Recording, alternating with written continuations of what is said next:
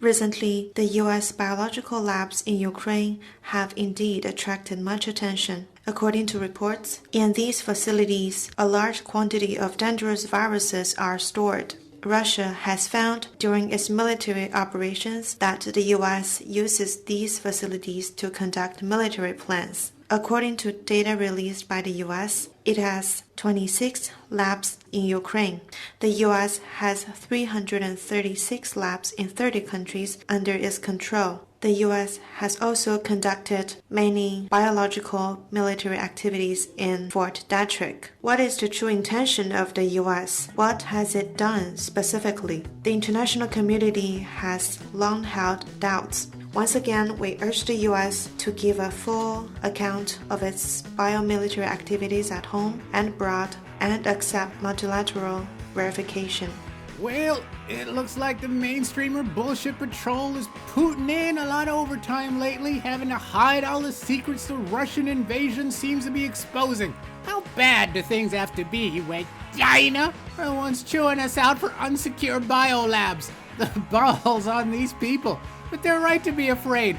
For weeks, it's been nothing but wall-to-wall fact check makers doing fact checks about Ukraine biolabs being nothing but QAnon nonsense. It's all Q, the Chinese and the Kremlin, the tag team of the misfits of misinformation. Don't listen to their promos, cover your ears. Won't someone stop all the lies? They should have probably checked with our own government first. Does Ukraine have chemical or biological weapons? Ukraine has biological research facilities, which, in fact, we are now quite concerned Russian forces may be seeking to gain control of. So we are working with the Ukrainians on how they can prevent any of those research materials from falling into the hands of Russian forces should they approach. You heard it there, straight from the underhanded Undersecretary of State and neocon con artist champion Victoria Nuland, taking a few hours off from catering to pedos to tell the whole world what we already knew. Little Marco, who'd rather have been at home getting peed on by his pool boy, realized he just opened Pandora's box and tried to give her an out. I'm sure you're aware that the Russian propaganda groups are already putting out there all kinds of information about how they've uncovered a plot by the Ukrainians to release biological weapons in the country and with NATO's coordination. If there's a biological or chemical weapon incident or attack inside of Ukraine, is there any doubt in your mind that 100% it would be the Russians that would be behind it? There is no doubt in my mind, Senator, and it is classic Russian technique to blame on the other guy what they're planning to do themselves. If some bio shit goes down next to our biolabs, that's not on us, right? It's 100% Putin, no doubt. 100% Senator, now can I go home? We gotta send the CIA a fresh batch of 9-year-olds. Good Lord, it's the 100% bit that gets me. I mean, they're so bad at this. Children make better liars. Russia then pulled the Iron Curtain of secrets back a little further and talked about how these biolabs were manufacturing some ethnic-specific bioweapons, as in a virus, taught to target specific DNA attributes.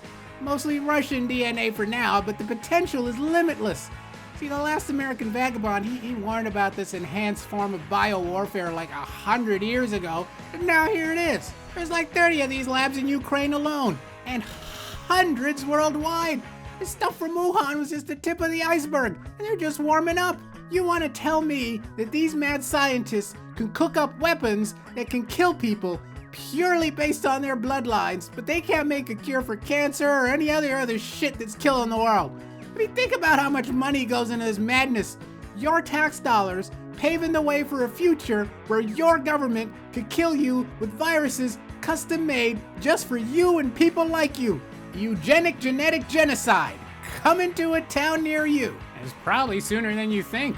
Is it a coincidence that Florida is about to unleash 2 billion genetically modified mosquitoes out into the population? It's all done under the mission statement that these mosquitoes are basically infertile and they'll take over the mosquito population after a while, get their population under control, maybe even wipe them out. You know, they're playing God and playing the devil at the same time. What the hell does this do to the ecosystem? What happens to the animals that eat these genetically modified mosquitoes? Hell, what happens if these fucking things bite us? Could they make you sterile, I wonder? Nah, that's just some QAnon shit. Get out of here. Now keep paying your taxes and sign your own death certificate. Who agrees to this kind of fuckery? Who voted for this medical douchebaggery? Certainly not the people who live there. 2 billion gene bombs just flying all over the place. What could possibly go wrong? But sticking to billions and all the money headed to Ukraine, there is nothing like a war to start a new cash prize giveaway. 13 billion with a capital B that stands for bitch, which is what you are to your elected officials. $13 billion to Ukraine to help them battle the evil Russian scourge. And there's people out there who've convinced themselves that this is a good thing. How do they think this works exactly? You think that this money is gonna get wired into refugee bank accounts? You get them on Cash App? Ridiculous. There's nobody keeping track of all the pennies. Nobody. It's Afghanistan all over again. This is money laundering, okay? It's so easy for them. There's no receipts for this shit. It's your money they're dishing out, but nobody bothered to ask you. Whatever parts of your money don't end up in some corrupt official's back pockets going into buying weapons that end up with some psychos. It's a Taliban plan, only now, instead of jihadi jackoffs, we're dishing out a few billion to arm a country with a Nazi battalion. What could possibly go wrong? Their cures are always worse than the disease, and it's all part of a bigger scam. The 13 billion was part of a wider 1.5 trillion with a capital T to titty fuck our fragile economy on a spending spree that the crooked cooters in Congress use to hide all kinds of surprises, including giving themselves a 21% raise. 21%! And then they'll turn around and tell Americans with a straight face to start making sacrifices while they screw up gas prices even more. The sacrifice narrative started with your local Congress critters, then moved on to the shills that prop them up like has-been queer hero actors calling you to donation to fight for freedom. This only a short time after they demonized donations to the truckers, froze up their bank accounts for good measure for fighting for what they believed in. They've gone from virtue signaling to just outright mockery. Since the invasion, oil prices have skyrocketed. Today, the average gas price in America hit an all-time record high of over $4 per gallon. Okay, that stings, but a clean conscience is worth $1 or $2. I'm willing to pay. It's important. Right. It's important. I'm willing to pay $4 a gallon. Hell, I'll pay $15 a gallon because I drive a Tesla. I drive a Tesla, don't you? Bring on $15 a gallon, why don't you?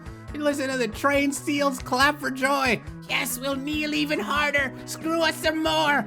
It's a damn shame the shots haven't killed him yet. Maybe the next booster will, fingers crossed. But the sellout late-night hacktivist was zeroing in on a wider theme. First, they'll gaslight you on gas prices. People we've spoken to over the last couple weeks, they're okay paying higher prices if it means holding Russia accountable for what they are doing in Ukraine. Oh yeah, everybody's thrilled to be paying more at the gas pump. Bend me over harder, Dirty Joe. Spank me, Daddy. It's worth it. Check out some of these headlines. It's worth it. I can sleep better at night knowing I can't afford to drive to work the next morning. And then they effortlessly transition to getting folks to go electric, because that's the plan here. Get Americans to leverage loans to buy cars that cost more than their houses so they feel all warm and fuzzy inside knowing they put the screws to Putin. And then they'll give you a preview of their future plans to have an EV society where they can turn off your cars if you don't bend the knee. Just look at how they want Elon and the rest of the AI overlords to turn off Teslas remotely in Russia while they tell folks in America to buy Teslas so that one day, maybe you voted for the wrong person, maybe you donated to the wrong cause, so they'll leave you stranded on the highway, assuming they don't just drive you off a bridge. What a bright future we can all look forward to. COVID might be on hiatus, but that doesn't mean they're getting rid of all the plumbing they built around it. And it's some sturdy plumbing too. This thing they've got now where they can make any group an enemy to the rest of the world in just a couple of weeks through social media, that's huge. And they're diversifying their enemy of the state portfolio. Because first it was Trump supporters, and then anti-vaxxers, and now it's Russians. They whip this shit up overnight, and you know it's hot shit when even the people trying to fan the flames are getting roasted. It's a fire that even they can't control. If you just know a Russian now, you're fucked. Just look at Bojo freeing his Johnson. He's always had his finger in every pie, you know, he fucks with everybody. He's got his dick in every hole. He's a man whore. But he's also the canary in the coal mine. Anytime the cabal want to test out one of their new bullets, he's the first one to get shot, it looks. He was the first one to get COVID, right? He's been a zombie ever since, to be honest. I don't even know if it's really him anymore. And he's the first one to have complicated Russian relationships. Complicated relationships, they'll call it. David Cameron got into less shit for fucking pigs. But Bojo's on the skewer again. This poor bastard. But if just being buddy-buddy with a Rusky in the last few years gets you into some shit, well then they're all done. Hey, they're all done. They've all been chummy with Putin. He's had his hand up their asses for over a decade. He's an oil guy, just like the head choppers in Saudi Arabia. They're all covered in them. If this somehow takes out the Clintons, though, it'll be worth it. I'll put up with all of this shit. If it gets rid of those assholes, it'll be totally worth it. A man can dream, can he? But sticking with the big picture here, their cult hive mind mentality is only getting stronger. And now they'll violate their own rules on hate speech to give you a green light to hate. Now I thought this was a joke. To say this out loud, to put it on what is essentially a press release. The social media cabal are outright giving everyone a permission slip to hate Russia. Regulated hate. Corporate approved hate.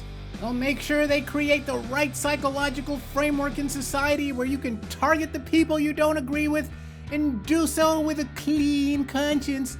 They're poisoning society. They teach you how to hate and who to hate and when to hate, because apparently this is temporary, you know. Get your licks in while you can, everybody. And people are so stupid, they don't even realize they're sharpening the very knives that'll end up behind their backs.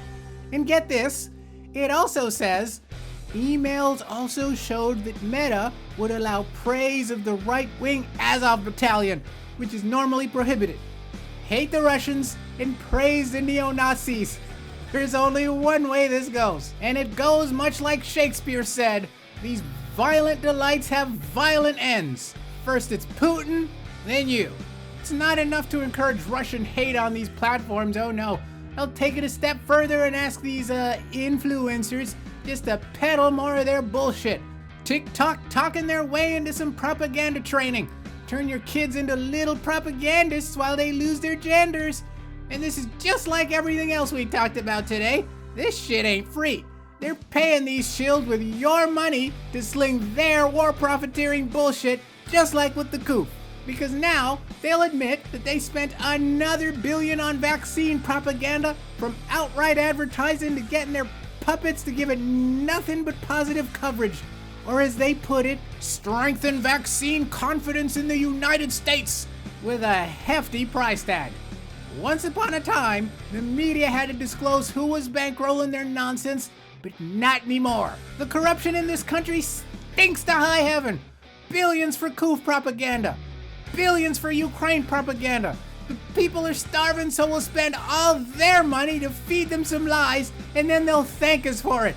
These fucking commie narcissists. This shit never ends. Ay, ay, ay. Enough's enough. We started with China, and we're gonna end it with China. And no, not about how our commie kings of lockdown are neck deep in another coof wave. Said wave is probably on its way here pretty soon. Woohoo. No, instead we end it with tales from tech dystopia. Check this out. Then here for 3 minutes, I'll have my physical data collected in the device.